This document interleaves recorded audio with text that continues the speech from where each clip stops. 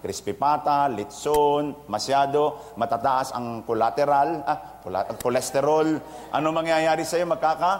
High blood, atakin sa puso, patay. Kapag sobra kang manigarilyo, mag-inom, ano mangyayari? Sunog baga, sunog atay, patay. So, ito rin yung akala nila that God executes the same thing. Na kapag mayaman ka, pinagpala ka. Kapag mahirap ka, isinumpa ka. Kaya ka may sakit, makasalanan ka.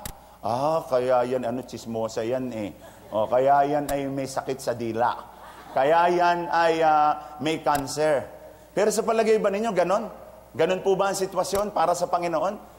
Is God punishing us? Well, brothers and sisters, ito po isang paalaala sa atin, number one lesson. Misfortunes are not punishments from God. It is a test of our faith. It is a reminder of the fragility of life. That life is a project. That life must be always taken into consideration. Kaya po, sabi mo sa iyong katabi, hindi ka pinarurusahan ng Diyos. Sinusubukan ka lang. Amen?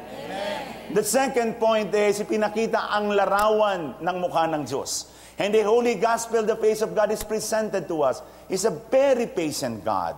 Nakita po natin doon sa banal na ebanghelyo, nang dumating yung may-ari ng lupa, sabi niya, doon sa gardener, 3 taon na ako naghihintay ng bunga. Kahit ba kaunting bunga, wala siya.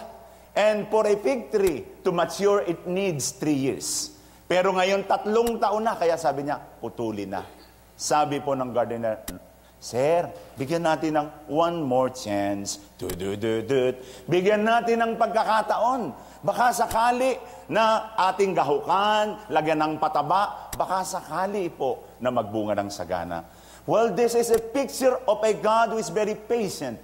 A God of million chance. Tayo nagkamali, nagkasala, patuloy tayong bibigyan ng pagkakataon ng Panginoon. Amen? Well, 2 stories that I would like to share with you. Nung bata pa ho ako po ang kauna-unahang nagkameron ng relo sa mga kalaro ko. So, ang yabang ko. Laging nakataas ang kamay ko para akong kandidato. Ipinapakita ko, made in Japan. Made in Japan, Garuda. O, tandaan ninyo yun? Garuda, made in Japan. Kahit anong gawin ko, nakataas ang kamay ko. Made in Japan. Makaraan ng ilang buwan, tumigil ng pagtiktak ang aking relo. So, hiyang-hiya po ako sa mga kalaro ko at ako po'y itatapong ko na po ang relo nang dumating ang daddy ko. Anak, anong ginagawa mo? Itatapong ko po si Rana. Anak, pwede pa yan. Ipaayos natin sa repair shop. Makaraan ng 3 buwan, bumalik ang daddy ko. Anak, okay na uli. Brand new na. Alam nyo, this is a story for me that depicts the face of God. Na kahit po tayo maging lumang-luma ng relo, bukbuking ng relo, bibigyan pa rin tayo ng pagkakataon ng Ama, kukumpunahin niya tayo para maging tayong brand yung muli na Garuda. Yung Garuda po na relo, naroroon pa rin. Salamat po sa Diyos na ang Diyos ay hindi katulad ni Father Joey, na itatapon lang yung lumang relo. Pero salamat sa Diyos, ang Diyos ay katulad ng tatay ko, Arimonhanin. Na, sabi po, bibigyan pa ng hindi nyo alam yung salitang Arimonhanin, sorry, sayang eh. Well, with the first time, the second story, with the first time came, na pumunta si Mrs. Felicidad C. sa kamay ni Jesus. Siya po'y naglalakad doon sa aming construction, sabi niya, ganda. Nakita niya yung mga pako, na mga bukbuking na rod, sabi, pwede pa to. Pok lang. Hasa, pok, okay pa yan. Sabi ko, ay, yayaman nga ito. Dahil talagang yung pa rin ang tingin niya. Kaya nga sabi ko, tawagin mo yung karpintero. Kaya tinawag yung karpintero, pinakuha lahat. At pinukpok, hinasa ng hinasa. At alam po ninyo, kinabukasan nakita ko yung bukbukin, kalawanging nail na pako ay parang naging brand new. Mga kaibigan, hindi ho ba? We are that undesirable, we are the old rusty nails that we are.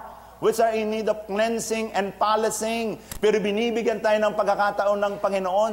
Kaya wag po tayong mawalan ng pag-asa kahit na tayo bukbukin, kahit na luma na tayo, kahit tayo nagkakamali, nagkakasala. If we try to come back to the Lord, para po tayong mga pako na dati po'y kalawangin at pwedeng magbigay ng tetano, na ngayon po'y magiging brand new na to the Lord. Amen?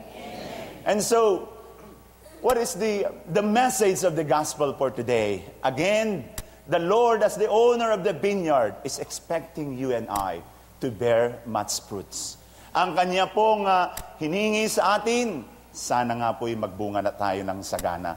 Well, kapag tayo po'y nagtatanim at nakita po natin na yung mga dahon po natin nagkakameron na ng mga uhod, natutuyo na, may mga tuyong sanga, anong ginagawa po ng magsasaka? Hindi po ba inaalis? Pinuprun. Sa Tagalog po'y pinupungos. And pungos would mean suffering, trials, temptation.